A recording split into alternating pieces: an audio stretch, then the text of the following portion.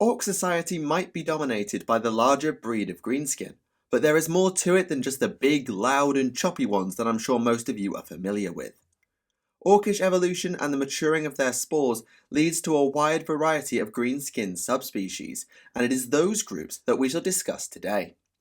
It may be an overstatement to say that Orc society would collapse without them, but they play their own vital role in keeping things running as near to smoothly as it gets for the Orcs. However, not all of these Orcoid subspecies are actually green. Whilst we're here, we'll also be looking at even these simpler life forms and their critical place on and off the battlefield. The Orcs themselves may be the dominant species overall, but their smaller cousins are just as important. They are the Gretchin, the Snotlings, and the Squiggly beasts, or the Grots, Snots, and Squigs for short. This is Tactica Imperialis, and welcome to 40k Stories. To understand the existence of grots and squigs, a quick biology lesson is needed first. Don't worry, I'll be brief. The Orcoid species is a fungal-based one, with animalistic elements too, reproducing through the emission of spores that then mature into the various life forms that we see today. It seems as though time and other environmental factors contribute to exactly what species comes out of the underground plant-like womb when these spores mature. The Orcs are the most complex of these, almost certainly, but all the other subspecies are developed in the same manner. In descending order of intellect, there are the Grots, Snotlings, Squigs, and then other fungi that can be cultivated to provide the Orcs with sustenance and a workforce wherever they go. There, thought it would be brief. Now, on with the bit you all actually came to this log for. Gretchin, or Grots as probably everybody else knows them, are the closest to the Orc in terms of evolution. They share much of the violence and anatomy, but with a lot more brain power at the cost of strength. There is a reason that Grots are also referred to as runts. They are diminutive compared to the Orcs and even to many other races in the galaxy, not possessing that much as far as raw size and power goes. However, their brains and senses gain where their muscles lose out. Grots can see well in the dark, have very acute hearing, and seem to have developed something of a sixth sense when it comes to avoiding trouble and staying alive. They have very good self-preservation instincts, certainly more than most Orcs, but when cornered and in large numbers, they are still a dangerous little blighter that you would be wise not to underestimate. That said though, their battlefield applications are somewhat limited, and no warboss worth his teeth will ever trust a Grot to get anything important done. In fact, calling someone a Grot is a quite common insult amongst the Orcs, usually to suggest that the target isn't very orky and more like the weak and cowardly Gretchin. As a result, if Grots ever see a battlefield, their role is pretty basic. Bullet screen, living carpet, minefield clearance, that sort of thing. And by minefield clearance, I do mean just herd them into a minefield until every single mine has gone boom. They are forced into battle by the odd boys known as runt herds, kept in line with the threat of death by Squighound and things like that, but more on the Squighounds later. Some lucky Grots, and I use that term loosely, do get jobs outside of this norm. For example, no self-respecting Orc would ever consent to standing at the back of a battle firing artillery, so the Grots get to do it. These mech guns are incredibly varied and as prone to killing or deafening their crew as they are actually performing as intended, but they are pretty useful. Some very, very fortunate Grots can also become pilots to killer cans, essentially smaller versions of the dreadnoughts of the Astartes or the Orc-piloted Death Dread. Though a killer can pilot can never be removed from their metal box once implanted by the mech boys and pain boys, there is an immense desire amongst the Grots to be selected as pilot. They are able to freely-ish indulge in a measure of revenge and also get into a better fight with relative safety. As a result, in some societies where things are a little more organised, Grot lotteries are held to decide who gets the honour of being wired into the mech's newest creation.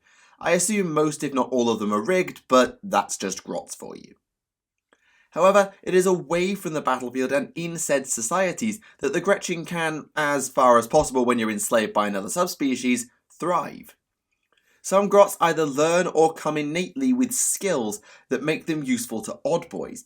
Usually these Grot oilers or orderlies are there to carry tools for the mechs and docks respectively more than anything, but some of them are able to learn a thing or two. After all, it was Mad Dog Grotznick's grot orderlies who patched him up after the whole head carved open by a death dread incident. Grot repair crews or riggers can also fix up vehicles that are damaged or even construct some buildings. They might not have the engineering brilliance of a mech, but they are quite capable with a spanner, I suspect. Oftentimes, grots will be enslaved by various orcs and run menial and un-orky tasks for them. Polishing their best shooter, carrying spare ammo, making them cups of tea, yes really, that sort of thing. And for the most part, the grots are happy in this role.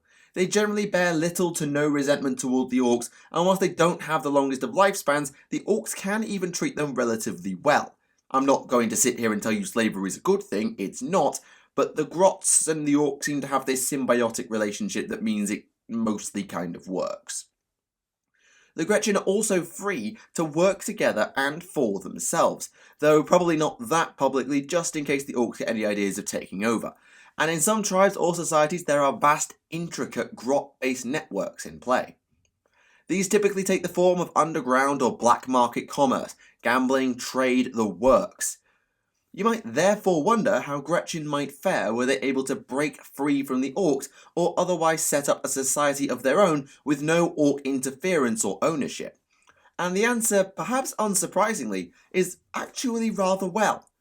I can't give any specific examples, presumably because they don't last that long once the next wave of orcs matures, but there are suggestions that a grot empire could actually outstrip an orc one in many ways. Sure, it wouldn't have the same military strength, and it may be a little low-tech depending on whether the brain boy is deemed to implant grots with odd boy development genetics, but it would be organised, if a little bit anarchic and backstabby. Kind of like a dumbed-down and green version of Commorat, I guess. I know it wouldn't last, either due to orcs or another race taking over and wiping them out pretty quickly, but I'd love to see an experiment run into a grot empire, maybe even an interstellar one if they could create the tech for it. I know, it's dumb, but hey, I like thought experiments.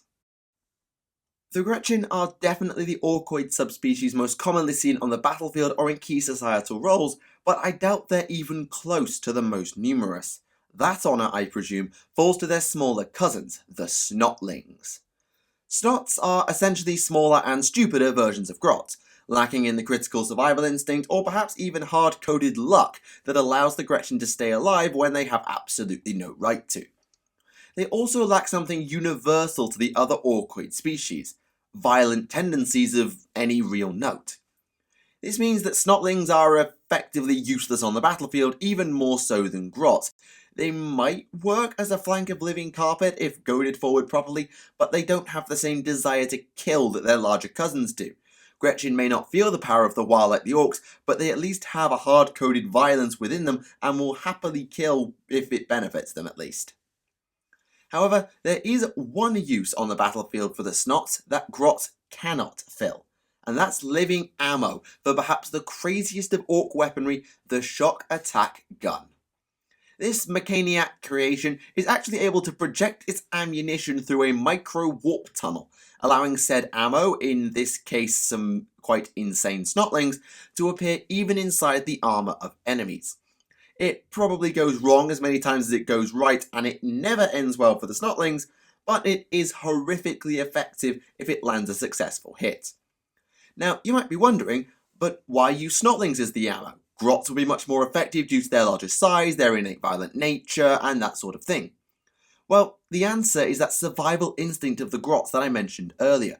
When a shock attack gun is around and or powering up with an apparently quite distinctive whine, the grots know immediately to run as far as possible lest they be sucked up and launched into the immaterium. Snotlings, on the other hand, are too stupid and slow-witted to realise the danger they're in until it is far, far too late. Away from combat, the Snots actually do have a purpose, namely agriculture. The Snotlings have a much greater affinity with the lesser fungal life forms that often spring up around the Orks. There are a wide variety of these, both edible and not, and the Snotlings are able to cultivate them far better than a grot, and especially an Ork, could ever do.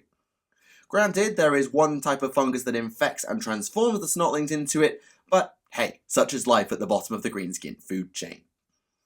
Interestingly, one of the various origin stories for the Orkoid species hints that the Snotlings actually came from much higher roots than their current standing would have you believe. A version of events suggests that the Brain Boys, the creators of the entire species, were in fact the race that became the Snotlings. They were small and feeble and created the Orks as their defenders, protectors, conquering armies, that sort of thing. But they suffered a massive form of mental and physical degeneration and devolution to end up as the Snotlings we know and love today. Personally, I subscribe to the wider idea that the Brain Boys were the old ones who later went extinct. The Snotlings in that story would presumably have been created to provide the Orks with a labour force and such to free them up for important things like, war. Overseen by the runt herds who often take great pride in their charges, the Snotlings also act as herders and minders of sorts for the final truly sentient Orkoid species, the Squiggly beasts, or Squigs as almost anyone calls them, and I will do from here on out. Squigs are vastly different from Orks, Grots and Snots in terms of appearance. Namely, for the most part, they're not green, and though they are bipedal in many cases, they don't have arms and things like that. What they do have, however, is something that Snotlings lack, that insane violence built into their nature. Squigs are pretty much all vicious, and their giant mouths of teeth that often take up almost half their body make them utterly terrifying if you're not expecting it. The most vicious of these can be kept as pets by Orks. War bosses often have attack squigs chained to them for assistance in battle, and runt herds use their squig hounds, which don't look like actual Terran hounds, don't worry about it, to keep unruly grots in line by eating a few of them if someone tries to run. However, the diversity of the squigs is somewhat mind-boggling, as there is a squig for almost any purpose. Edible squigs, presumably cultivated by Snotlings, hair squigs that clamp onto an Ork's head in a manner similar to a topknot, exploding and venomous squigs that are used as living artillery, and so many more. I don't doubt that if they were suitably controllable and well-sized, a mad Ork or two would actually try using squigs as mounts. Maybe the snakebites do? I actually don't have any data on that one, but I'd like to know. Even things you wouldn't expect a squig to be able to do lie within at least one of their subgroup skill sets.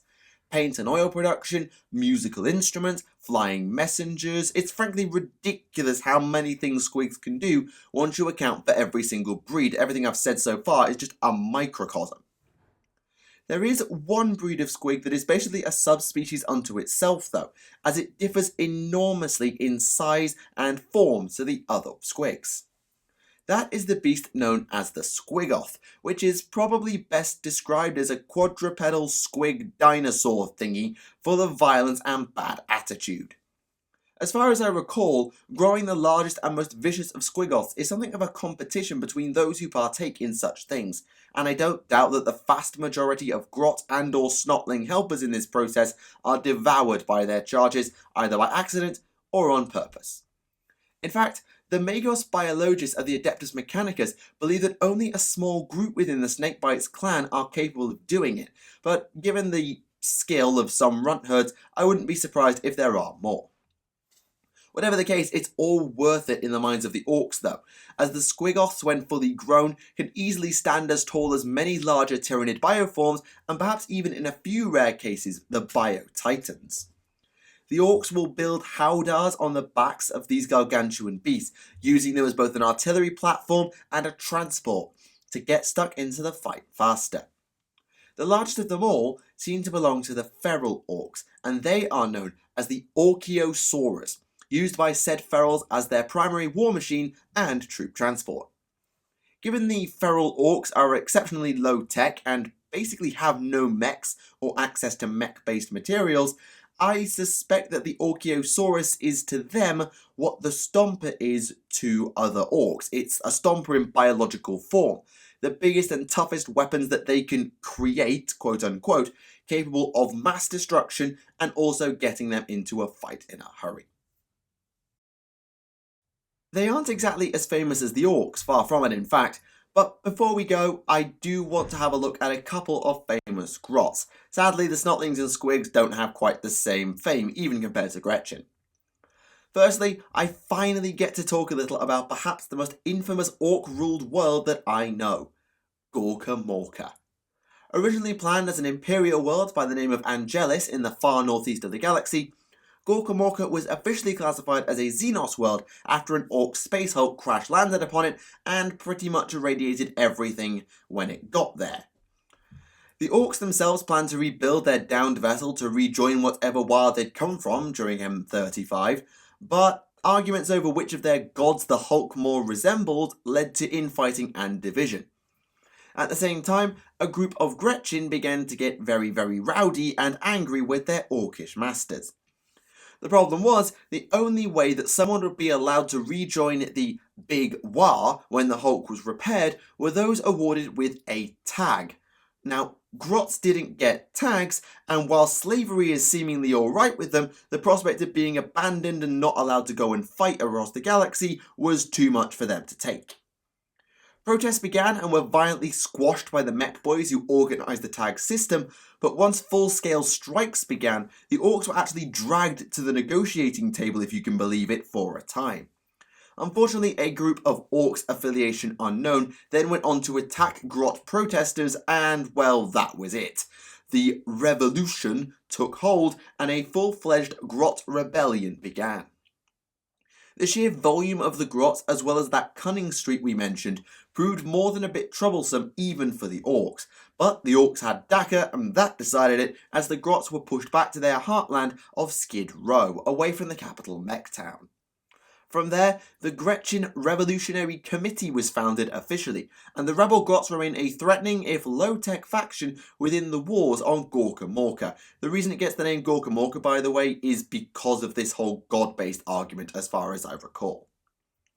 They set up a smuggling network in Mechtown to keep themselves reinforced, kind of, if you like a railroad. And their raids are still pretty capable of causing damage and making off with scrap that is pretty much the most precious thing that you can get on Gorka Morka. The leader of the GRC, as is apparently known for short, is an individual known as the Red Gobbo, with red being the colour of the revolution and thus the colour of much GRC armour and vehicles, which presumably means they're quite fast. Maybe. Maybe that's just an Ork thing, not sure. We actually don't know much about the leader of the committee, as there is probably a very good reason for that, because there is no one Red Gobbo. The role rotates around the leaders of the revolution via elections. I don't know exactly how fair they are, as mentioned earlier with the Kilocan lotteries, but they are elections nonetheless.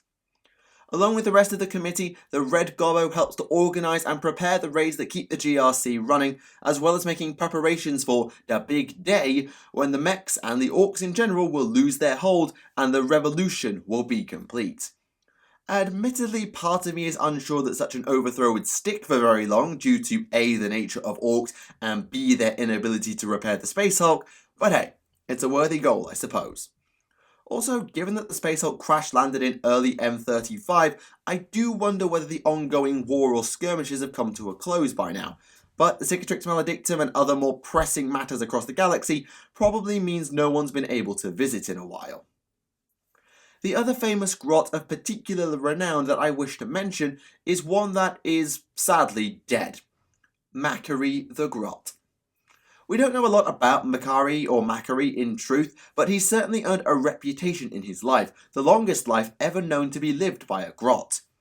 Admittedly, it still wasn't all that long in terms of humans or pretty much any other species, but Macquarie made it to the ripe old age of 9 before he met his untimely demise.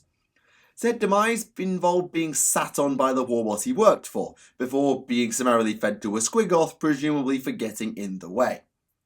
The warboss in question is definitely a name you should know if you're at all familiar with the greenskins as a whole. Gazkul Mag Uruk Thraka, the self-proclaimed prophet of the War, the beast of Armageddon, and whatever other grandiose titles he has these days. We're unsure when exactly Macquarie was alive in regards to Gazkul's decades of conflict or conquest, but I suspect it was during the years between the Armageddon Wars for no other reason than there's no record of him being on Armageddon, and there was a nice big 57-year gap that he could have lived in. As concerns what Macquarie actually did for Gazkul, We seem to believe he was the self-appointed standard bearer for the Prophet of the War, somehow being allowed to bear the personal flag of Ghazghkull into battle and treated as a mascot of sorts by the Orks. His long life is attributed to pure luck, as it is a common belief that Makari was the luckiest Grot to ever live, and it may have even rubbed off on the banner that he carried. Supposedly the Ork boss pole known as the Lucky Stick is part, if not all, of Makari's standard, repurposed for use by a war boss. The unbelievable luck of Makari to survive battle after battle seems to affect the bearer of the stick, but there are reports of particularly deadly backlashes as well if said luck is presumably pushed a little bit too far. And there you have it, an insight into the Orkoid subspecies of Gretchin, Snotlings, and Squigs. Though they don't have the same fame as their larger Ork cousins, mainly due to being enslaved or owned by said Orks as opposed to operating independently, one cannot forget quite how important all these subspecies actually are. From the farming of crops to being a natural food source to freeing Orks up for melee in a battle, the Orks honestly would really struggle without Grots, Snots, and Squiggly beasts. They'd probably still manage, but the other species make things much easier and allow them to have a proper and functional-ish sort of society. Luckily, the reproduction of Ork spores ensures that the groups will never be apart for more than a generation, helping to keep the wars rolling along just as presumably planned. Now, it is time, I believe, to move on.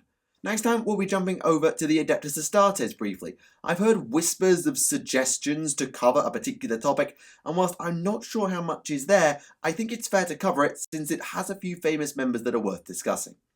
For now though, thank you for watching Tactica Imperialis, and I'll see you all again. Goodbye.